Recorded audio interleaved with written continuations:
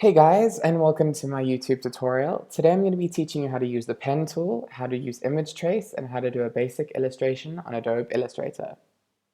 So first off, you're going to have to open the application and open a new file.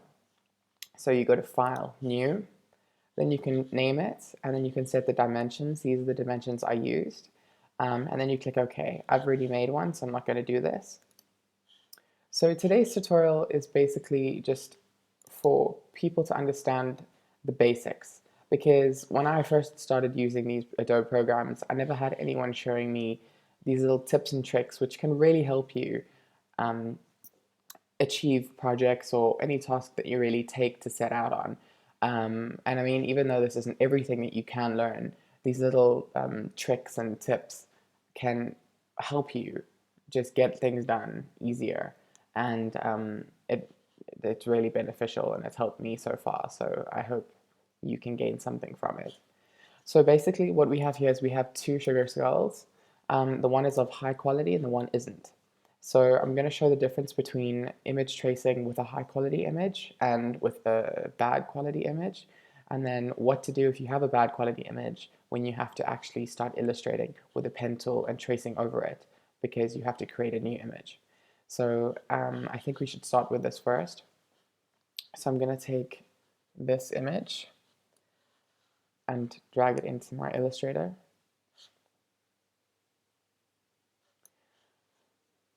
Okay, so as you can see, it's rather small, which isn't a very good sign. We're going to enlarge it. You can already see how it's distorting.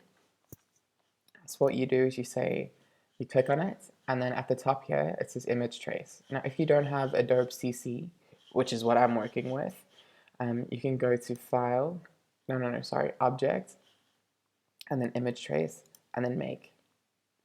So now it's made an image trace of the image, and as you can see, it didn't get a clear outline of where all the elements are because of the bad quality of the image. Now, if you're trying to do a professional document, whether it be for school or college or for work, you don't want to be providing someone with such a bad rendered image. So instead of doing that, the ideal solution would be to find a higher quality image, which then obviously looks much better already. And then you say image trace. And as you can see, it's kept all the elements within inside the image. So you say, now this image is still one image. As you can see, I can't edit it, and I need to be able to edit the elements inside. You first have to expand it. Then once you've expanded it, you have to ungroup the image. Once it's ungrouped and you can't ungroup it anymore, you can then click the elements that you want to take away. I've taken away the background, and now you can start doing whatever you like. So you can take any color you want and start changing it. I'm busy changing that, so just switch it around. With this ungrouped image, you can select each item within the image and now edit it to your choice. So you can take this little piece and make it any color you like. This gives you freedom to make the image your own, which is really great and such an easy thing to do once you know the little steps of image tracing. It's honestly so simple. You can even, with taking backgrounds away, have it be able to have a background and stand through. So if we send this to the back,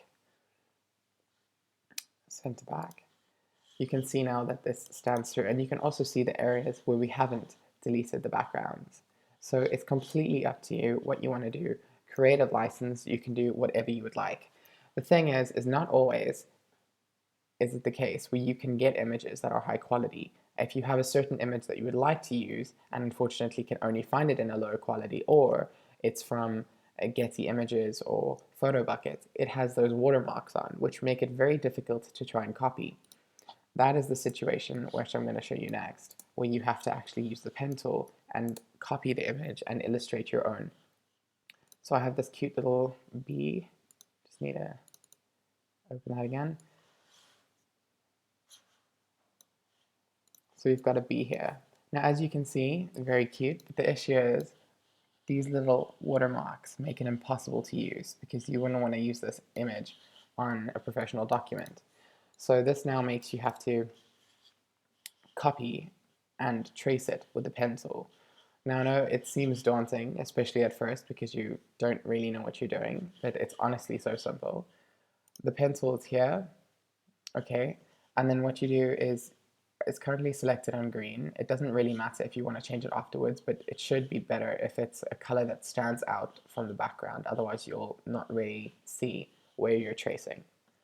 So I'm going to start with a head shape, and you basically just click every few areas to try and get as least amount of clicks as possible, but where all the folds are so you don't make your life a mission.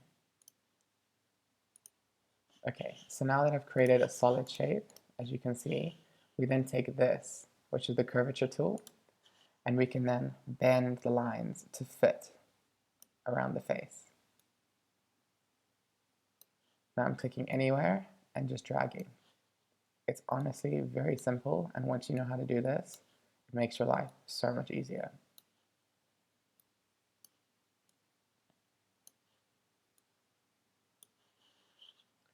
So now that we have the face traced, we can move it to the side, and we can see that it's exactly the same. Now you're just going to be doing the same thing and tracing the other sections of the bee and its feet and its hands, its wings, and then its antennas, and then you're going to be tracing the more intricate parts such as its black outline, its eyebrows, its eyes, its mouth, its tongue, its stripes. And then after we've done that, we're then going to have to do the shadows, which I will show you how to do, and also the highlight areas that make it more realistic. So let's begin.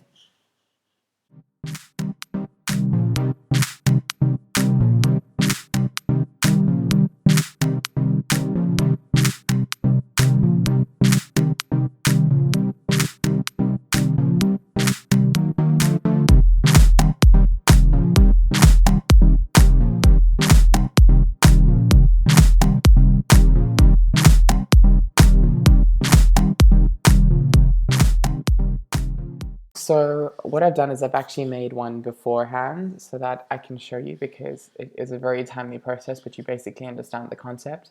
You have to just basically draw along and try and get it as close as possible to the shape. And if you do make the lines and they're not perfect, you take your direct selection tool and you click on the path and you can move it and you can choose where it goes.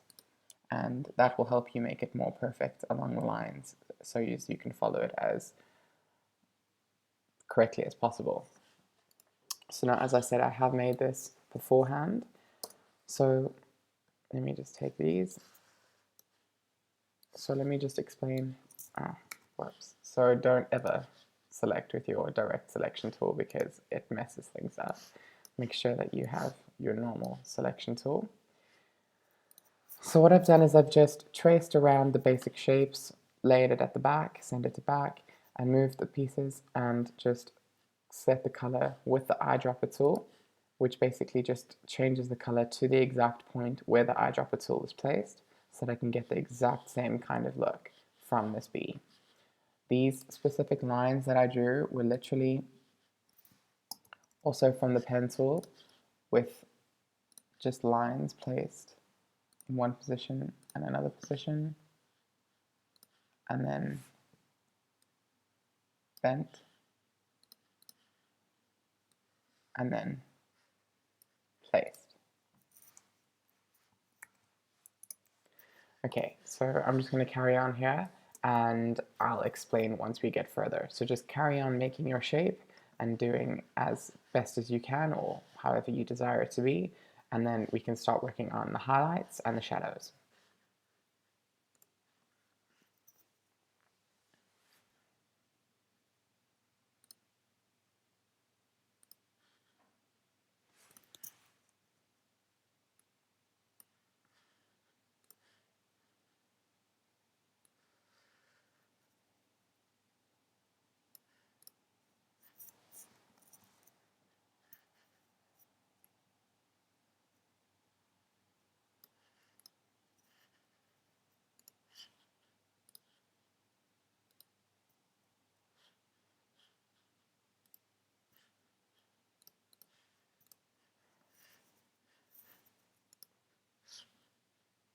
As you can see here, I have to actually drag the line and make it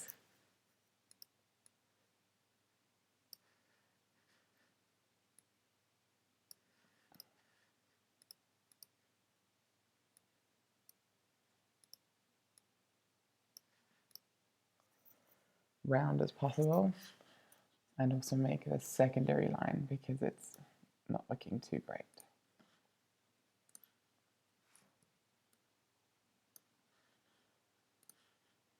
As you can see, I got the color by using the eyedropper tool.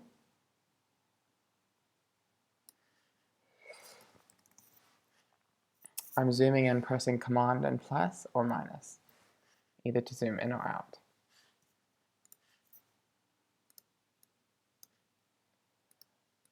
You see how I'm using this direct selection tool to make it exactly the same as my image. I'm trying to keep it as minimalistic as possible. That's what just looks better to me. I don't really like this outline. It gives a bit of a dated look. I'm clicking on the image that I want the next line to be like. So I'm making the antennas now, so I need it to be this filled in yellow as well. Again, with the Command and plus in order to zoom in.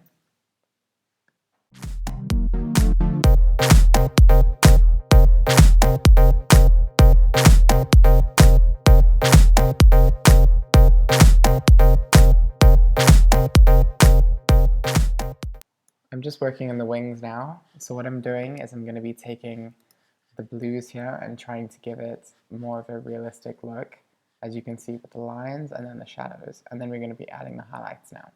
Also the shadows on the feet and everything else, but we'll get there. Just bear with us. It's a long process, but it's worth it. Just using the eyedropper tool to try and get the dark color. And then when it selects the fill and not the stroke, you click this swap fill and stroke, which swaps the color from fill to stroke.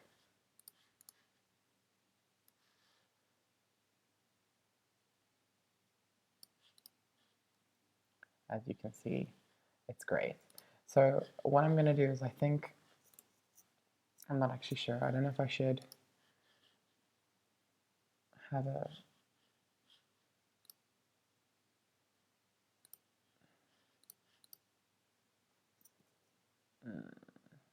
no, I don't think so.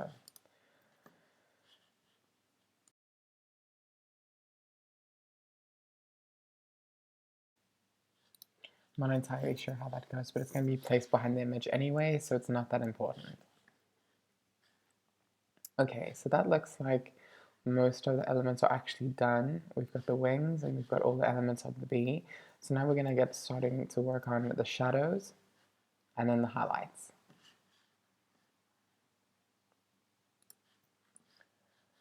So to create the shadows, what we do is we draw the same shape and we outline the bit that is shadow.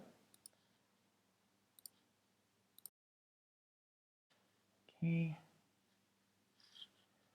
And then what we do is we don't have a, but we actually, it's a bit silly, but what we do is we select it and then we fill in the color of the shadow,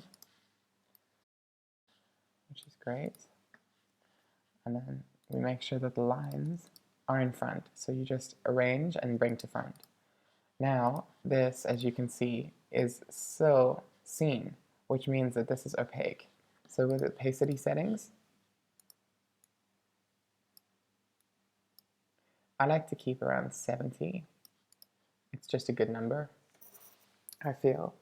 So now you can kind of see that it's starting to take shape.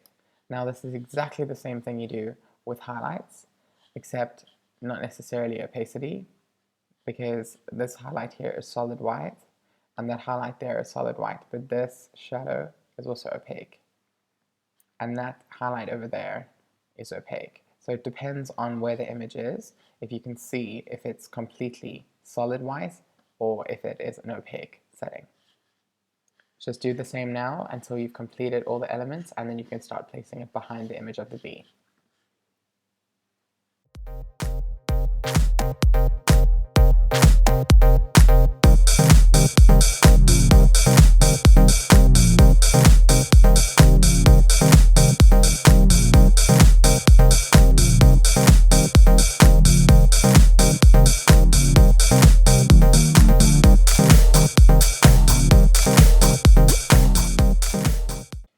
what I'm doing now is, instead of using the pen tool, I'm using the ellipse tool just to make the shape, because as you can see it's a circle, so I'm not going to have to draw straight lines and then use the curvature tool to make it a circle. I'm just going to draw a circle. So what I do is I hold down Shift, which makes it a perfect circle, and I try and get it as close to the size as possible. So what I do is I select it, put it on white. Okay, and then I see here, now it's just a bit big, so I'm just going to scale it down, down. Is that the same size? It looks like it is. So then we just place it in a similar region to where it was in there, and as you can see, it looks like the eyes are shiny now, which is great. So then we just do the same, repeat the same process, and draw another tool, draw another circle. Repeat the process and draw another circle. Hold down Shift, and you have a perfect circle. Take it and place it on the eye. So as you can see, the image is actually starting to come along nicely. I'm just going to be lifting his eye just a bit because something about it just looks a little bit weird. I also think it has a lot to do with the shadows, which we'll be adding now.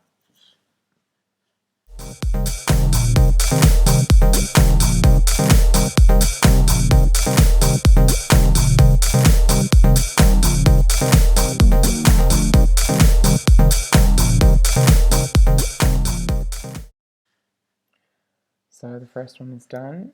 So you move this around the eye.